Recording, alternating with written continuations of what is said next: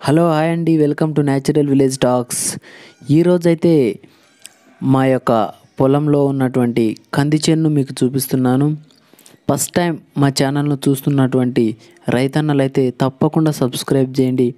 అదేవిధంగా లైక్ చేయడం అయితే మర్చిపోకండి మిత్రులారా. కింద ఉన్నటువంటి బెల్ బటన్ని యాక్టివ్ చేసుకోండి, మేము పంపే వీడియోస్ మీకు నోటిఫికేషన్గా రావాలంటే. నేను చెప్పబోయే విషయం ఏమిటంటే, ఈరోజు మా పొలంలో ఉన్నటువంటి కంది చేను మీకు చూపిస్తున్నాను.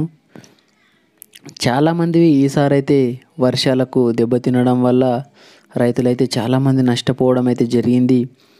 ఈసారి ఈ యొక్క వర్షాలకు తట్టుకొని చాలా మంచిగా ఉన్న పొలం ఇక్కడ మాది మాత్రమే ఉంది. ఎంత అద్భుతంగా ఉందో చూడండి ఒకసారి. వర్షాలు ఎక్కువ రావడం వల్ల నేలలో నీరు బాగా ఇంకడం వల్ల చాలామంది అయితే ఈ యొక్క మొక్కలైతే చనిపోవడం జరిగింది, కంది మొక్కలు. అయితే ఇది కొద్దిగా ఎత్తుగా అంటే కిందికి జాలు వారే రకంగా ఉండడం వల్ల నేల ఈ యొక్క చేను బ్రతకడం అయితే జరిగింది. నేను మీకు ఒకసారి చూపిద్దామని ఈ యొక్క వీడియో అయితే చేయడం జరిగింది. మీకు నచ్చినట్లయితే లైక్ అయితే చేయండి. ఈ మధ్యలో వర్షాలు లేకపోవడం వల్ల మళ్ళీ 2 టైమ్స్ అయితే వాటర్ను సప్లై అయితే చేయడం జరిగింది మొక్కలకు. ఈ యొక్క నీళ్లు కట్టిన తర్వాత మరీ ఉత్తేజం రావడం జరిగింది మళ్ళీ బాగా పొలంలో. చూడండి ఎంత అద్భుతంగా ఉందో. మందు కూడా 2 టైమ్స్ అయితే స్ప్రే చేయడం జరిగింది. ఇప్పుడు బుడ్డలు అక్కడక్కడ చిన్నగా కాస్తున్నాయి. చిన్నగా పూత మాత్రం చాలా ఎక్కువగా ఉంది.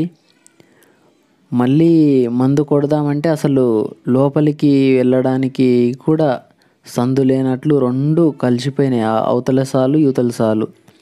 ఆ విధంగా ఈసారి పొలం రావడం అయితే జరిగింది. ఇంకా చూపిస్తున్నాను చూడండి. ఈసారి మీ పొలాలు కూడా బాగున్నాయా లేదా మాకు కామెంట్లో తెలియజేయండి. బుడ్డలు కూడా పురుగులు మరియు కీటకాలు కూడా ఏమీ లేవు. మొన్ననే మందులు కొట్టాం కాబట్టి.